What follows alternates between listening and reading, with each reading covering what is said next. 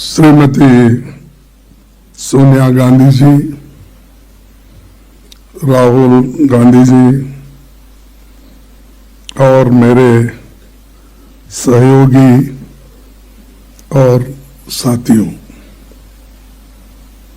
आज मुख्यालय का उद्घाटन हमारे पार्टी के इतिहास में एक मील का पत्थर है।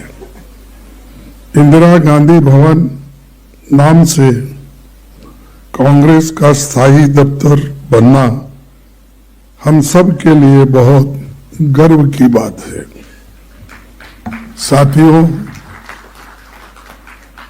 ये बहुत खुशी की बात है कि ये भवन उसी इलाके में बना है जहां हमारे महान नायकों ने सोचा था 31 दिसंबर 1952 को पंडित जवाहरलाल नेहरू जी की अध्यक्षता में CWC की मीटिंग में ये बात हुई और उसके प्रोसीडिंग से मैं कोट करता हूं, उन्होंने क्या कहा था। The committee considered the question of the purchase of the site for the AICC office building. It was decided that a site for the AICC office be purchased in the Indraprastha state on the terms offered. यानी उस दिन की आवाज थी कि इसी area में Congress office बने और ये निर्णय उस वक्त जब जवाहरलाल नेहरू जी के घर में CWC की मीटिंग हुई, उसमें ये उनका इरादा था। तो मुझे खुशी है कि नेहरू जी की ख्वाहिश आज श्रीमती सोनिया गांधी जी ने पूरी की। इस मुख्यालय का शिलान्यास 28 दिसंबर 2009 को कांग्रेस के 125वें स्थापना दिवस पर सोनिया गांधी जी के नेतृत्व में हुआ था और उनकी देखरेख में भवन निर्माण का कार्य आगे बढ़ा। इसीलिए सोनिया जी से हमने अनुरोध किया कि आप उद्घाटन करें और आप यहां पधारे। इसी के लिए मैं आपको बहुत बहुत धन्यवाद देता हूं और मैं आपका आभारी हूं। साथियों, आजादी की लड़ाई के सबसे कठिन मौके पर 1920 के दशक से 1947 तक कांग्रेस का मुख्यालय इलाहाबाद में स्वराज भवन था, जहां पर इंदिरा गांधी जी का जन्म हुआ था और इसीलिए आज हम इसको इंदिरा गांधी भवन इस नाम से रखें।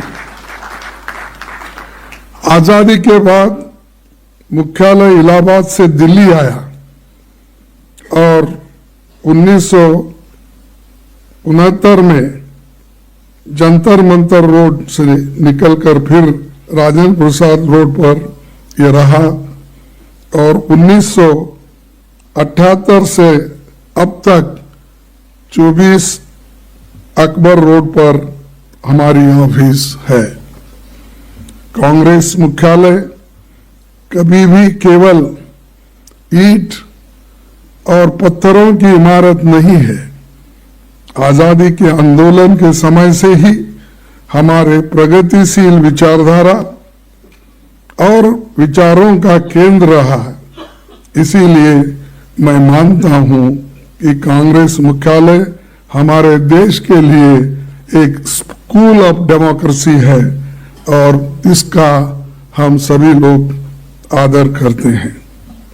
पंडित नेहरू जी ने कहा था, democracy is not only political, not only economic, but something of the mind, as everything is ultimately something of the mind. These are the words Pandit Jawaharlal Nehru ji said for democracy. पहले कांग्रेस मुख्यालय से देश की स्वाधीनता की लड़ाई लड़ी गई, फिर राष्ट्र निर्माण का काम हुआ जिसके लिए गांधी जी, इंदिरा जी, राजीव जी समेत कई कांग्रेसजनों को अपनी शहादत देनी पड़ी। कई विभाजनकारी ताकतें जिनका आजादी की लड़ाई में कोई योगदान नहीं था, उन्होंने बाद में संविधान, तिरंगा, अशोक चक्र से लेकर समाज की प्रगति के लिए बन रहे कायदे कानून तक का विरोध किया। और जैसा कि अभी राहुल गांधी जी ने बात कही, जो लोग आजादी से वास्ता नहीं था या उसके लिए लड़े नहीं थे, ऐसे लोग क्या बात कर रहे हैं आपको मालूम है। आज ही मैं पेपर में पढ़ा कि जो आरएसएस के मुख्य है भागवत, उन्होंने अपना मुंह खोला और ये कहा कि रियल आजादी मिली जब राम मंदिर बना और उसका उद्घाटन किया। तो सहज है कि मोदी और उन्होंने मिलकर उसका उद्घाटन किए थे, इसलिए मोदी जी को आजादी मिली वो 2014 में, वो समझते हैं, क्योंकि 2014 में वो प्राइम मिनिस्टर बने। और आरएसएस के लोग ये समझते हैं कि जब राम मंदिर बना वही आजादी का दिन। ये शर्म की बात है कि हमारे को आजादी मिली, आपको मालूम है, सबको मालूम है, 1947 में, और मुझे आजादी मिली 1948 में हैदराबाद में। तो आजादी मिलने के बाद भी अभी उसको वो स्वीकार नहीं कर रहे, तो इसका मतलब ये है क्योंकि उनको कोई दर्द नहीं, कभी लड़े नहीं, कभी जेल में नहीं गए, इसीलिए वो उनको याद नहीं रहता। हमको याद इसलिए है कि हमारे लोग आजादी के लिए मरे हैं, आजादी के लिए ठोकरे खाए हैं, घर छोड़े हैं, इसीलिए हमको याद है, उनको याद नहीं है।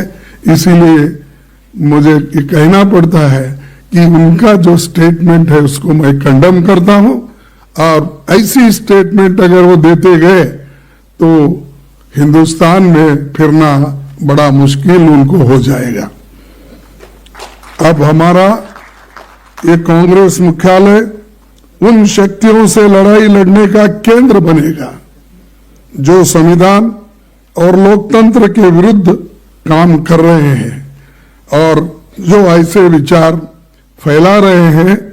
तो इसको तोड़ में हम लोग इस एक केंद्र का उपयोग करेंगे और आप सभी लोग इसके लिए तैयार हैं, मुझे आशा है। तो मैं और एक बात आपके सामने रखूंगा कि 28 दिसंबर सन 1885 को डब्ल्यूसी बनर्जी की अध्यक्षता में मुंबई में पहले अधिवेशन से लेकर अब तक के सभी अध्यक्षों और नायकों को हम याद करना चाहिए, क्योंकि इन्होंने सभी संभाला।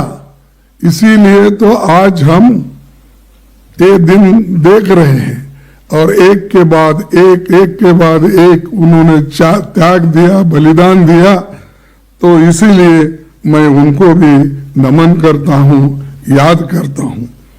साथियों, 2024 का साल संविधान के स्वीकार करने का 75वां साल और राष्ट्रपिता महात्मा गांधी के कांग्रेस अध्यक्ष बनने की शताब्दी का साल भी है।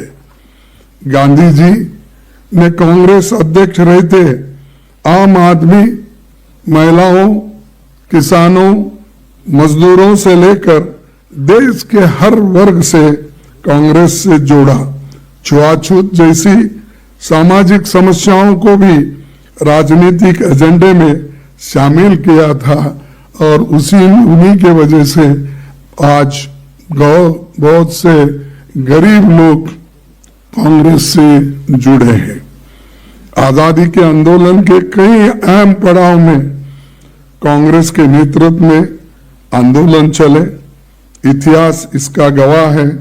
लेकिन आज इसी इतिहास के साथ छेड़छाड़ करने की कोशिश आरएसएस और उनके साथी लोग कर रहे हैं।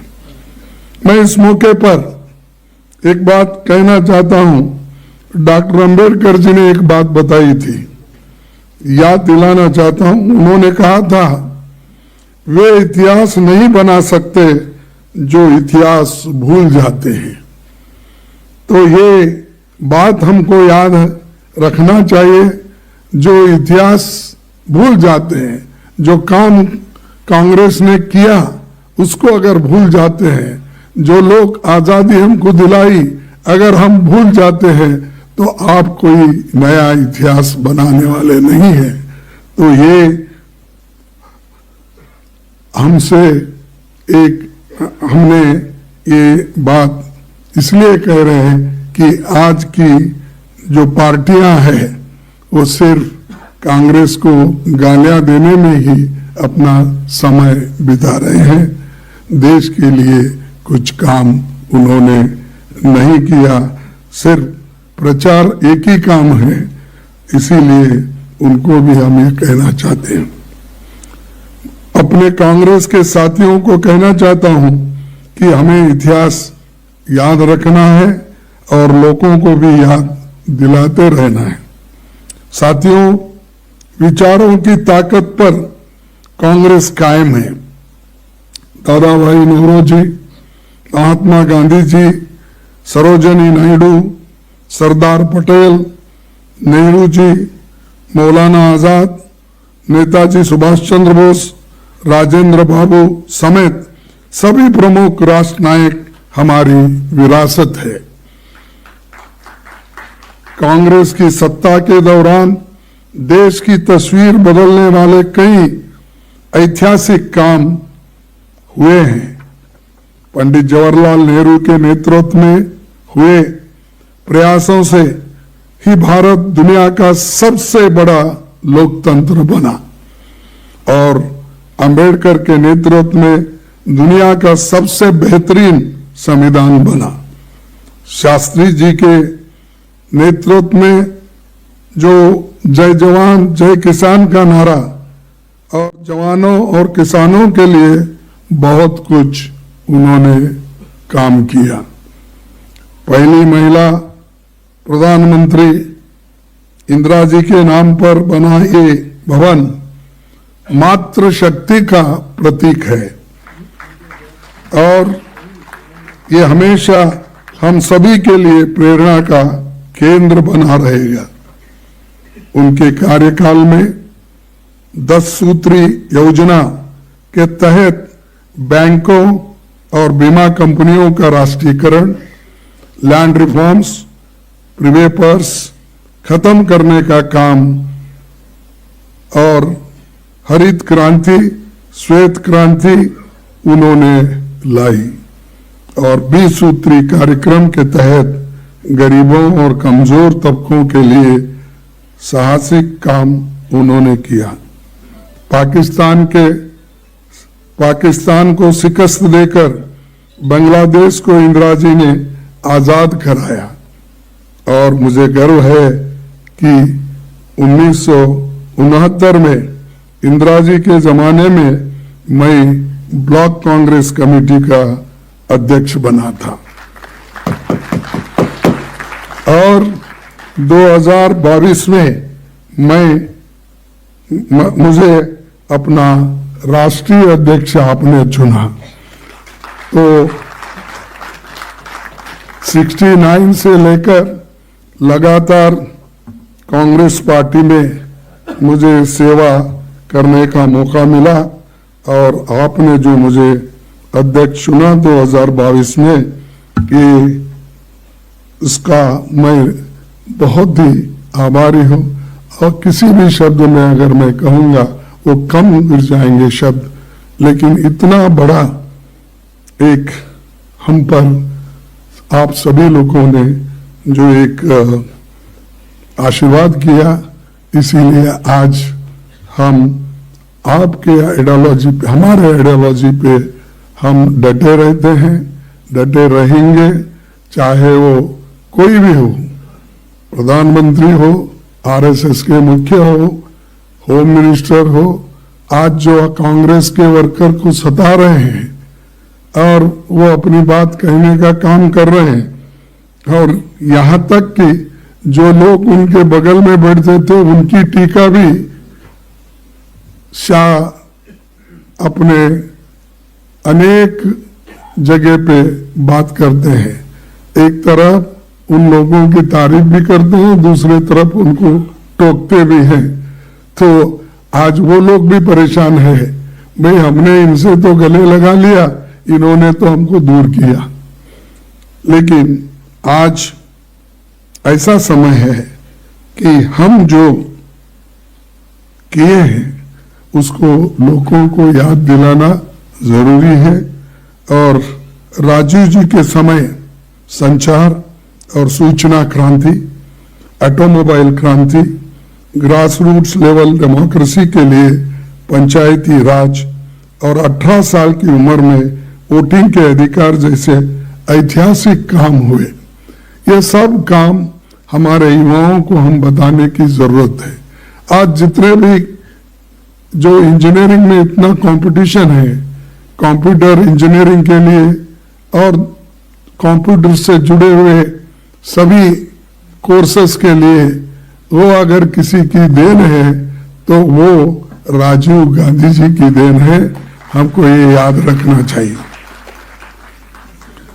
पीवी नरसिंह राव जी के कार्यकाल में लिबरलाइजेशन, इकोनॉमिक रिफॉर्म्स के द्वारा देश को नई दिशा मिली। डॉक्टर मनमोहन सिंह जी की सरकार में RTI, RTE, food security, MNREGA, forest rights और भूमि अधिग्रहण कानून बना। वो सामाजिक सुरक्षा के लिए कई काम हुए जिससे जनता की ताकत बढ़ी।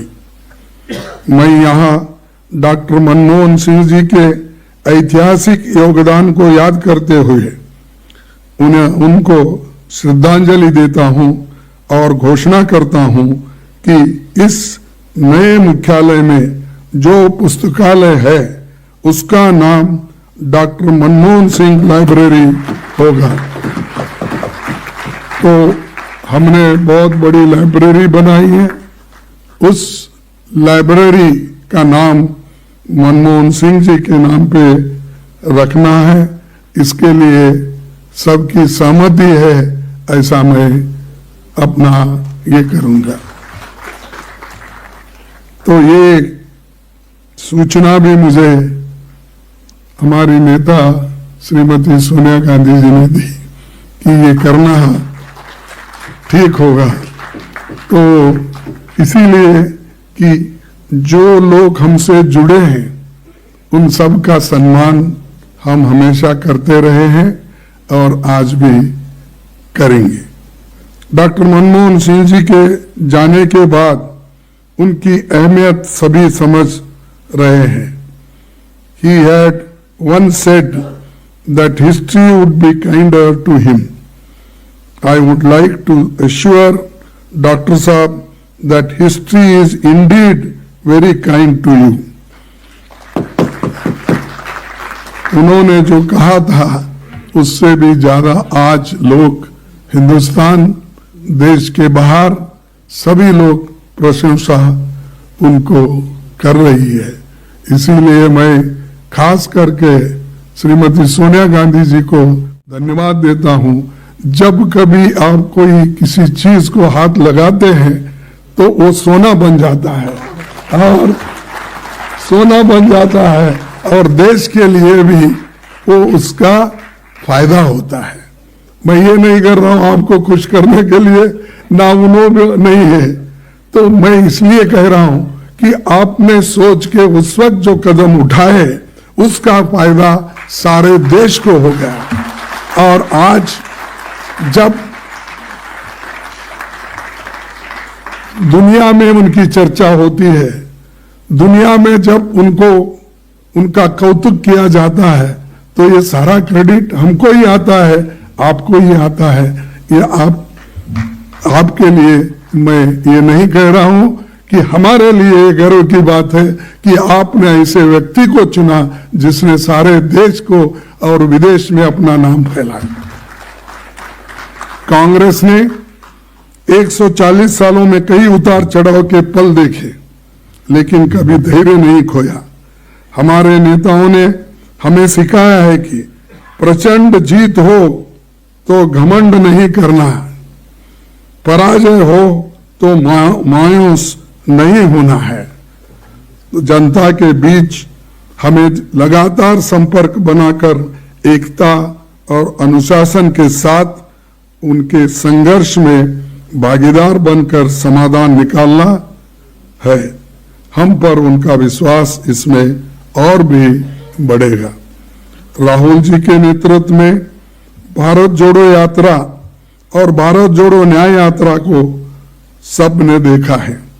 उनकी मेहनत और त्याग के बल पर इससे अभूतपूर्व सफलता मिली। संविधान की रक्षा, जातिगत जनगणना, महंगाई, बेरोजगारी और भ्रष्टाचार से लेकर सभी बुनियादी मसलों पर पूरे देश में इसने नई ऊर्जा पैदा की और जनता में जागृति आई। इसी का नतीजा ये रहा कि लोकसभा चुनाव के बाद संविधान विरोधी ताकतें भी अब संविधान की बात करने लगी है। हमें भरोसा है कि पार्टी का नया मुख्यालय कांग्रेस को एक नई ऊर्जा देगा। जनता के हकूक के लिए लड़ते हुए हम कामयाबी देंगे। अंत में मैं उन सभी साथियों, खास तौर पर स्वर्गीय मोतीलाल वोरा जी, अहमद पटेल जी, इनको याद करना चाहता हूं, जिन्होंने इस भवन के निर्माण में विशेष भूमिका वो बनाए। प्रियंका जी का विशेष धन्यवाद। उन्होंने इस भवन को अंतिम आकार देने में महत्वपूर्ण योगदान दिया और इन सब के प्रयासों का ये नतीजा है। और मैं पहली बार इस ऑफिस में आया हूं, मैं देखा ही नहीं, लेकिन हमेशा तो प्रियंका जी कहती थी आप आके एक बार देखो तो देखो, बोले। मैं बोला कि मैं पूरा बनने के बाद ही अंदर आऊंगा, तब तक तब उन्होंने हर चीज को कहाँ कैसे जगह लगाना, इतिहास के जो भी कितने हमारे कहावत है या लिखा पड़े हुए हमारे चरित्र है, वो सबको लगाना और हर एक चीज का उन्होंने बारीकी से